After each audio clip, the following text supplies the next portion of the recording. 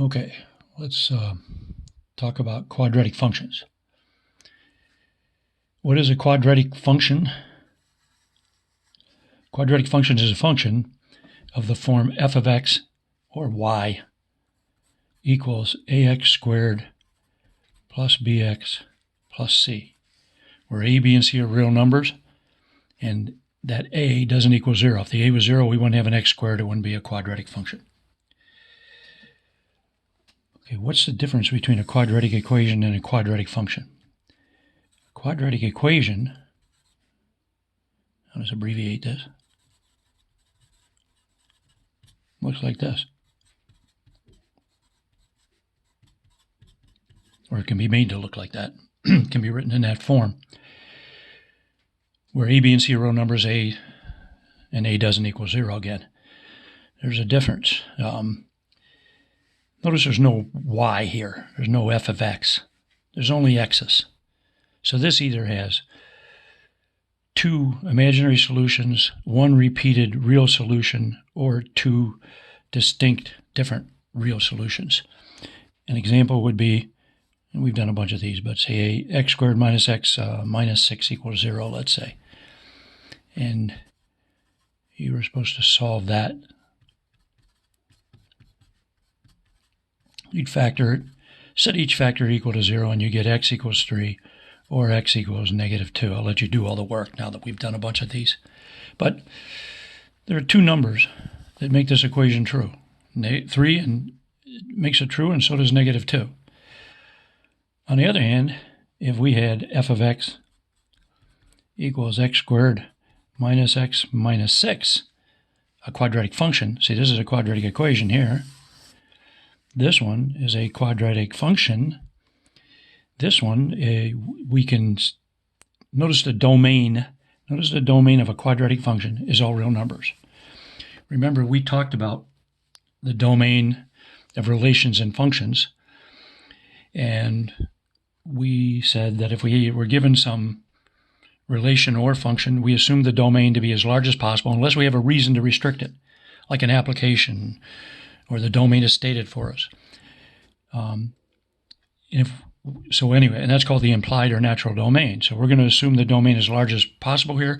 That means the domain is all numbers, all real numbers x that we can substitute into this function and actually get an answer, get an output. And I told you to worry about two things, division by 0 and even roots of negative numbers. Notice there's no denominator. It's 1 if you want to write it, and there's no radical. So the domain of these quadratic functions, the domain is going to be all real numbers. Negative infinity to infinity. Unless there's a reason to restrict it, like it's an application or something. Okay, so domain of this function would be all real numbers. Every time we plug in a different number, we're going to get an answer. So if we let x equal 0, then f of 0 equals 0 squared minus 0 minus 6, or negative 6. If x equals 1, then f of 1 equals 1 squared minus 1 minus 6, which is also negative 6. If x equals 2, for example, f of 2 would equal 2 squared minus 2 minus 6, which is 4, minus 2, which is 2, minus 6, what's that, negative 4. But you can see, every time we substitute in a value for x, we get an output. These are ordered pairs. If x is 0, the f of 0, or the y-coordinate, is negative 6, so 0 and negative 6 is one ordered pair of that function. 0, or if x equals 1, we get negative 6. Here's another ordered pair. If x equals 2, we get negative 4 for the y-coordinate. So here's another ordered pair. But there's an infinite number of them. So this is really an infinite collection of ordered pairs that satisfy that equation, this function. Whereas the quadratic equation doesn't have a y in it. This is like y, the f of x, as we've discussed. So, this only has one variable. So we get, if we solve it, for example, this one, we get x equals 3, x equals negative 2. There's no y. We just get two numbers that make that equation true. On the other hand, this is a function, and there's an infinite number of ordered pairs that would satisfy it. Here are 3 of them. Okay, so hopefully that gives you some understanding about the difference between a quadratic equation and a quadratic function. Okay, let's start looking at quadratic functions. Let's look at the simplest one. So since quadratic functions look like this, and a, b, and c are real numbers, a doesn't equal 0. B and c, let's make them 0. So if b and c are 0 and make a 1, if a is 1 and b and c are both 0, then we just get this function. F of x equals 1x squared plus 0x plus 0, or just 1x squared, just x squared. So this is a quadratic function, and it's also an infinite collection of ordered pairs. Let's draw a picture of all the answers. Let's graph this, in other words. Let's make a table. X, and then the y-coordinate, or f of x, is here. Remember, the f of x is x squared. This is a rule for getting output. The domain is all real numbers. We already said that. I can substitute any number I want in for x and get an output, get a value for f for the function, a y-coordinate. So let's substitute some values in here. Say we substitute in 1, -1, 1, 2, -2, and 2. So f of 0 is 0 squared, or 0. F of -1, -1 quantity squared, 1. F of positive 1, 1 squared, 1. F of -2, you square -2, you get 4. F of 2, square 2, you get 4. So when I plug in 0, I get 0. When you substitute -1 in, you get 1. When you plug in 1, you get 1. If the domain's -2, you get a 4 as an output. And 2 also produces an output of 4. So here are some of the ordered pairs. There's an infinite number. We could not write them all down. So let's graph those points. Now, what I'm doing is I'm trying to graph this function. I'm trying to graph all the ordered pairs. In other words, all the solutions to this function. And I'm using point plotting, which is not the most efficient way, as we've just discussed in class, to graph something. But, that's what we're doing here, because you have to learn some more than we know to do it different ways. So let's plot these points. 0, 0 is right here. Let's label it. 1, 1's about here. -1, 1's about there. 2, 4. And -2, 4 would be approximately here and here.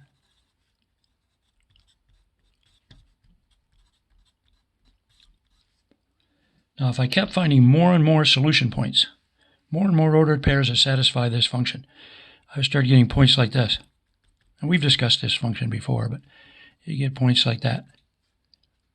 It's impossible to get them all, but if we could find them all, then the graph, and we plotted them all, the graph would look like this. All the solutions to this.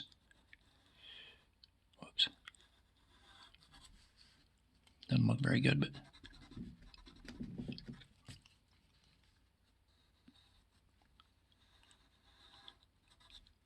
will look like that. This is called a parabola, as we've discussed already, but it's called a parabola. Notice the domain's all real numbers. This right portion of the graph goes up forever, but it also moves right forever. If you plug in 100, you got to go up 100 squared, which is 10,000 units up, but it's up there. And the left half of the graph, the left side, not only goes up forever, but goes left forever. The domain's all real numbers. This graph goes left and right forever. What's the range? And we learned how to read the range from the graph if it's labeled well. The range, notice this is the lowest point on the graph. Remember, range, you think up and down. You're talking about all the y-coordinates, all the outputs. Since this is the lowest point on the graph, this is the smallest y-coordinate. Both branches, both sides of the graph go up forever. So we have the range is from 0 to infinity, including the 0. So I put a bracket, 0, infinity, parentheses, in interval notation. Domains all real numbers. Range is from 0 to infinity. Let's notice Now, but by the way, I really haven't proved to you the graph looks this way, as we've discussed in class. We just point plot it, and then we draw a nice curve that goes through those points, and we assume it looks like that. It does, but I haven't really proven that to you. Notice some things about the graph. This is the lowest point on the graph. This point right here is called the vertex. So the vertex is the point 0, 0. Notice the graph it never goes straight. Even here it looks kind of straight, but it's not straight. It actually has, in this side too, it actually has a little bit of a curve to it. When something curves like this, we say it's concave up. I'll just put CC up for that. That's a fancy name. But what we're going to say is this parabola opens up. Oh, it's also concave up. That's really what we're saying here, but we can just say it opens up. If we had one that looks like this, has this kind of curve, this is called concave down. We'll look at those eventually. When we have a parabola that goes like this, we're going to say it opens down. But we'll talk about that a little bit later. Okay, but anyway, this is the vertex, and it's concave up. It opens up, and it never goes straight. It has a little bit of a curve to it like this. Also, notice here's the y-axis right here. This is the x-axis. If I cut the graph right here, and I folded the right side over, it would match up exactly with the left side. In other words, this graph is symmetric with respect to this vertical line. We have different types of symmetry. There's symmetry, I'll just abbreviate it, with respect to, WRT, a line. Line symmetry kind of means the following. If you have a graph and it's symmetric with respect to some line, if the graph has this point on this side of the line, then it has a mirror image on the other side like this.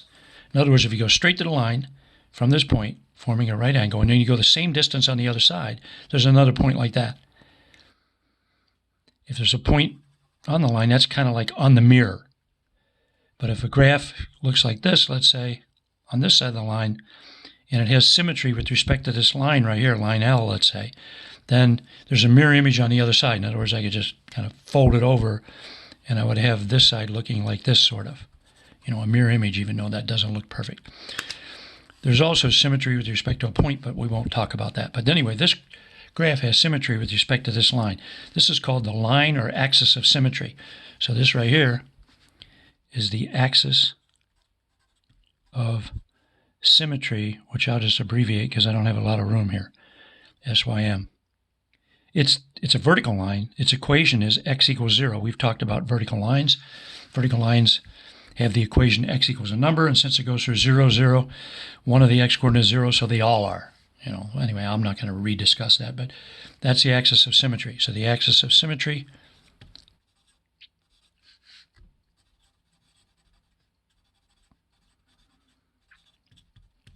for this parabola is the line x equals 0. The vertex, as we said, was the point 0, 0 on this for this parabola.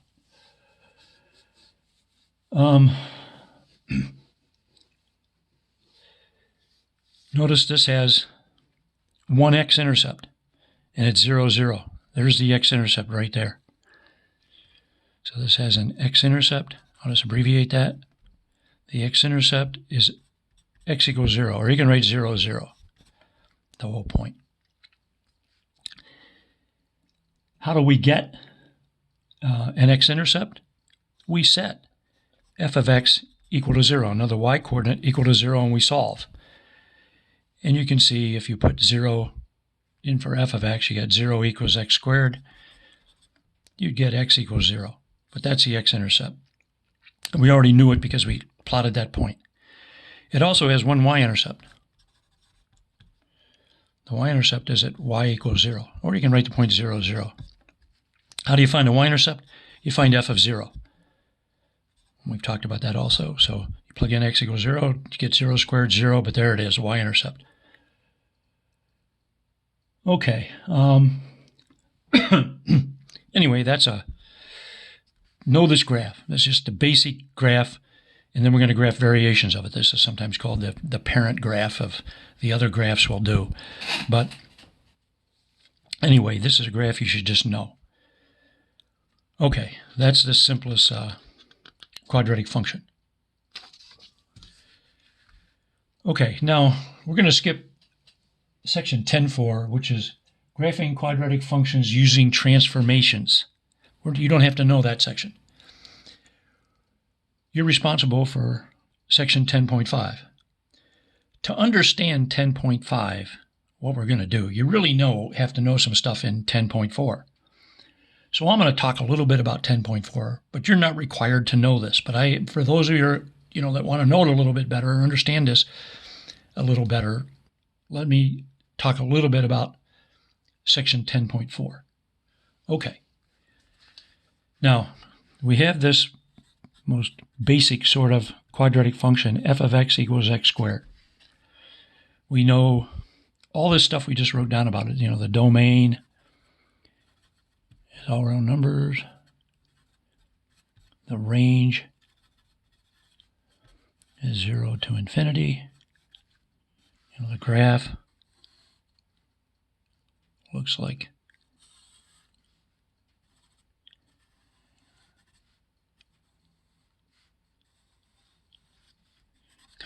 that. Now remember, it never goes straight up. It's always moving, this side is always moving to the right. So don't drive curving around like that. It really doesn't even go straight up. It's really moving right and left as you move up on either side forever. And then points like 1, 1 and all that stuff we did before. But 0, 0, there's the vertex. We talked about a whole bunch of other stuff. Concave up, opens up. X-intercept and y-intercept are both 0. But that's the basic graph. What would this graph look like? Let's say g of x, let's say, equals x squared plus 2. Now, again, you don't have to know this, but I'm going to go over it just in a cursory manner real quickly and not in great depth or anything. But notice the relationship between f of x and g of x. See, x squared, that's really f of x. So this is kind of like f of x, that one, plus 2. Now remember, with this is the domain value. That's the x-coordinate. This is the y-coordinate. So the y-coordinates are all the x squareds. So these are all the y-coordinates. So really, you just added 2 to all the y-coordinates, which makes this graph move up 2. So if this is the graph of x squared, like this, I kind of dash it there. If that's y equals x squared, we take this graph and we move it up 2 units. All the points move up 2. So if this vertex moves up to 0, 2, for example, and the graph would look like this up here instead of like this, which is what this one's y equals x squared, or f of x equals x squared. This one up here, which has the same shape as this one but has moved up 2, is the graph of g, which is x squared plus 2. That 1, 1 point would move up to 1, 3.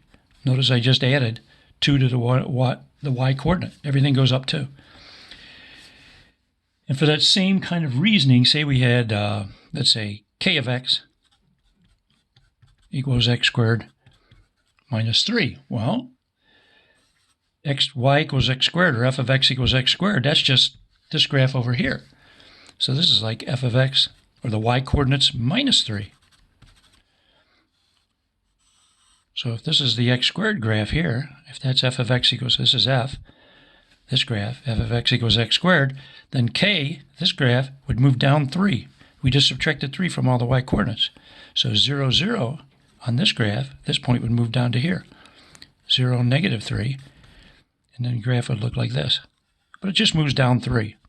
This point 1, 1, it would go down 3. So it would go down, the x-coordinate's 1, straight below, it went straight down, so the x-coordinate's the same.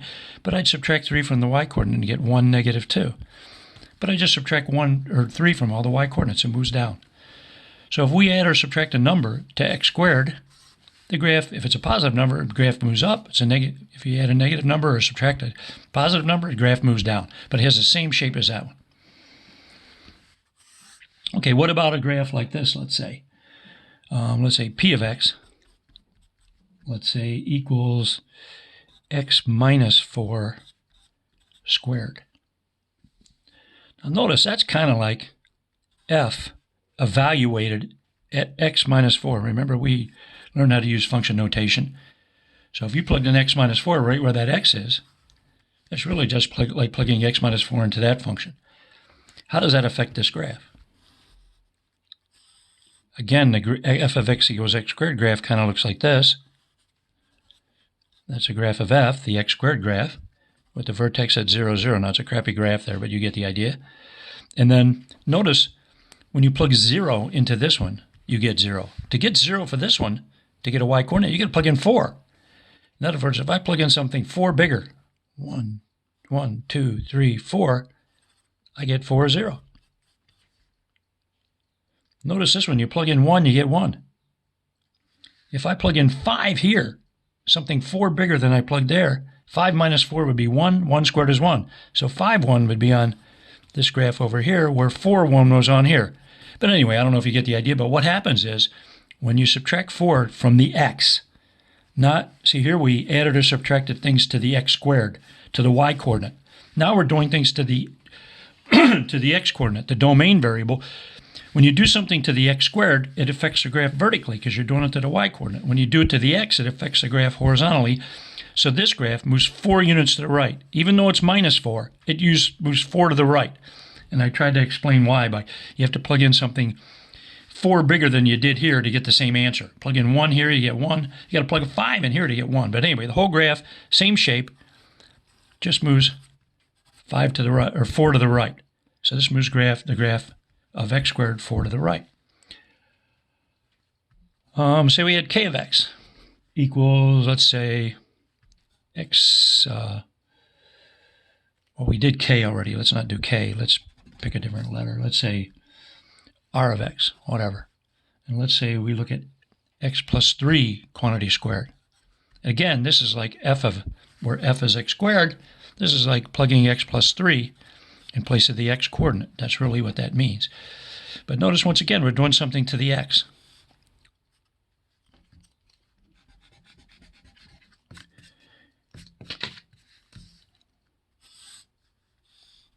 F of x squared looks like this. That's the f graph with 0, 0 the vertex. That's that one. To get 0 back, you square, 0 squared is 0. So how would this be a 0 in here? You got to plug in negative 3, something 3 less than that one. So if you plug in a negative 3, 1, 2, 3 over this way, you get 0 back for the y coordinate. Again, like for example, this is 1, 1. If I want to get a 1 inside here, I got to plug in negative 2. Something 3 less than that one. If you plug in a negative 2, you get 1 squared. So it's kind of like when I put x plus 3 in place of the x in that one, it moves the whole graph 3 to the left. This point moves 3 to the left. See, I subtract 3 from the 1, I get negative 2, 1. This point moves 3 to the left. Subtract 3 from 0, I get negative 3, 0. Same y coordinate. So this is the graph of this, of r. And over here, see, this was the graph of p. So this one moves the graph 4 units, the graph of that. 4 units to the right. This one moves it 4 units to the left. Notice kind of it's opposite the sign, sort of. Where this one, plus 2 means up 2, if you add it to the x squared. Minus 3 from the x squared means down 3. But anyway. Okay, what about, let's say, q of x equals 2x squared. Notice this is kind of like, see, here's f of x equals x squared. X squared is all the y coordinates. I'm doubling them all. So you're multiplying 2 times x squared, 2 times f of x. If f of x is x squared, this is just 2 times f of x, or 2 times all the y coordinates. So here's what happens.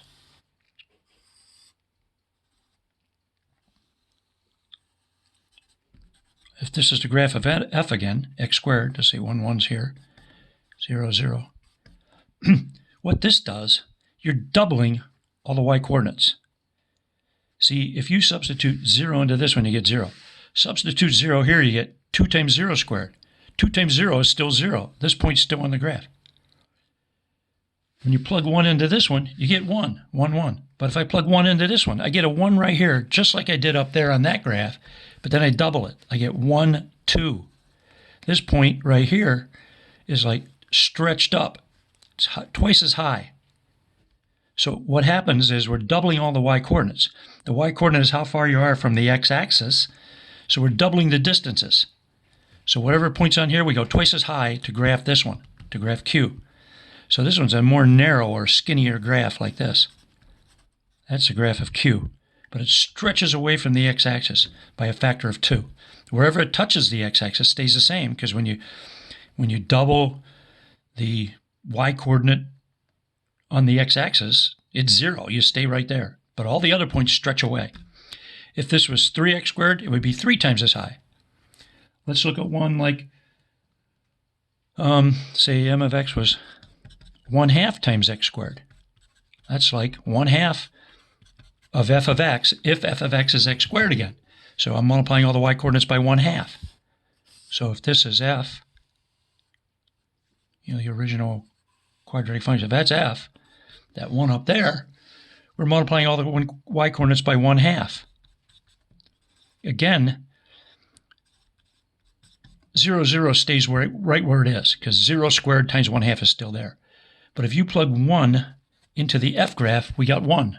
Plug 1 into this one, you get 1/2 of 1, so it's down here. So all the y-coordinates are multiplied by 1/2. Since the y-coordinate is the distance from the x-axis again, the distances are half as much. So it's compressed or squashed down. And it looks like this. It's a much wider graph. It's a wider graph. But all the distance are half the distance. Okay? What about it if we put a negative number there or there? Let's do that. Let's say, so 2x squared. Let's say we had z of x equals negative 2x squared. That's kind of like negative 2 times f of x, where that f of x graph was f of x equals x squared, which remember is this one.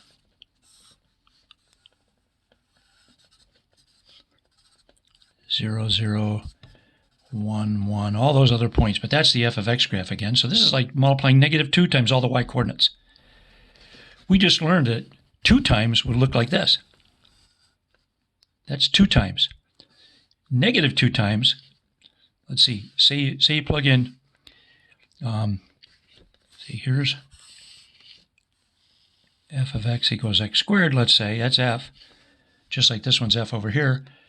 And we did, I forget what the letter was, q of x was 2x squared.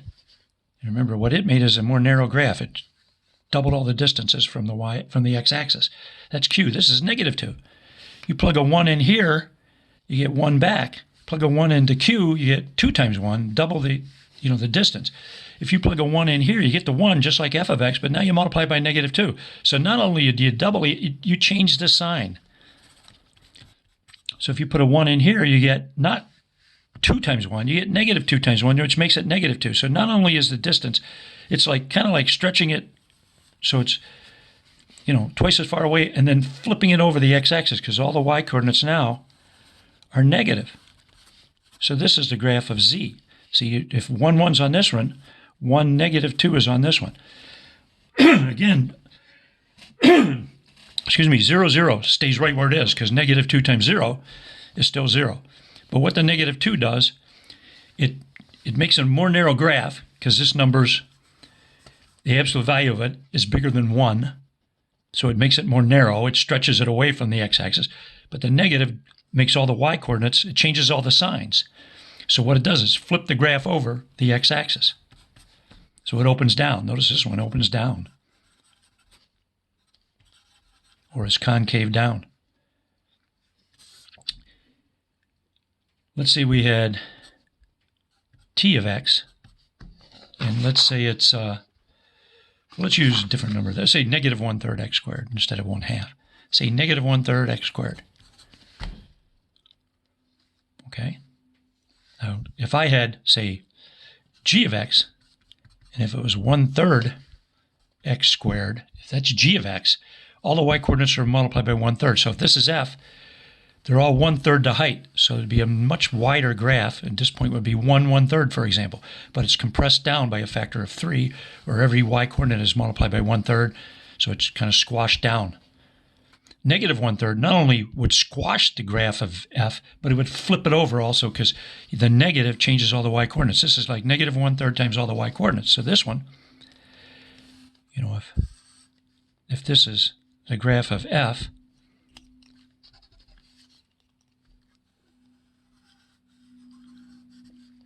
if that's f, remember f of x is x squared, you know, that one we did first, negative 1/3 x squared, like if this is 1, 1, this is 0, 0 right here. If you plug 0 into this, to f, you get 0. Plug 0 into this one, you get negative 1/3 times 0. This point stays right there.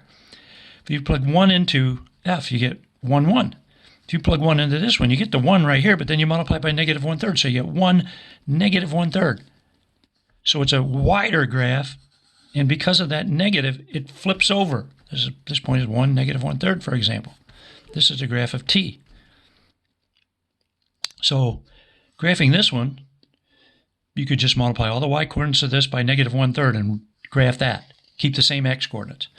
Or you could think of the 1/3 will make the graph wider if it was just 1/3 x squared, and then flip it over. But if the number you're multiplying the x squared by, if the absolute value is between 0 and 1, it's a wider graph because it's compressed. If it's negative, it flips over and opens down. See, both of these open down, concave down. If it's a positive number between 0 and 1, it'll just compress and be a wider graph. If the number you're multiplying by, the absolute value, is bigger than 1, like this one, it's a more narrow graph. If it's positive, it still opens up, but it's stretched away from the x-axis. If it's a negative 2, it's squashed down, but flipped over. So this one opens down, but it's more narrow. Okay? Suppose we had some graph that involved them all. I'm not really, remember, you don't have to know this stuff, really. I'm just trying to show you some stuff. Say we had some graph b of x. Suppose it was 2 times x minus 1 squared plus 3. So remember, if f of x is x squared, if that's the case, look, this really is like plugging x minus 1 in there. So it's kind of like, this one, this is kind of like f of x minus 1 right here. That part. F of x minus 1 would be x minus 1 squared. Then you double it. That's like multiplying. Remember, this moves the graph 1 unit to the right. This doubles all the y-coordinates, makes it more narrow, stretches away from the x-axis. And this is adding 3 to all the y-coordinates, so moves it up 3. So that's really what b of x is. It's like taking this graph